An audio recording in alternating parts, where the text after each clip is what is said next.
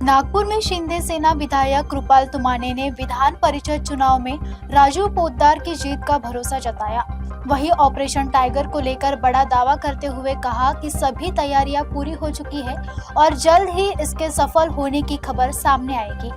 आपण आता सर्वजण या ठिकाणी या विधान परिषदेच्या निवडणुकी संदर्भात एकत्रित झालेलो आहे आणि आम्ही मुद्दार साहेबांना प्रचंड मताधिक्याने आमच्याकडे असलेल्या मतापेक्षाही जास्त मतं कसे मिळवता येईल याकरता सर्वजण आम्ही प्रयत्न करतोय आणि त्यामध्ये आम्ही यशस्वी आदरणीय एकनाथजी शिंदे साहेबांच्या नेतृत्वावरती उभाटाच्या 7 खासदारांचा विश्वास आहे।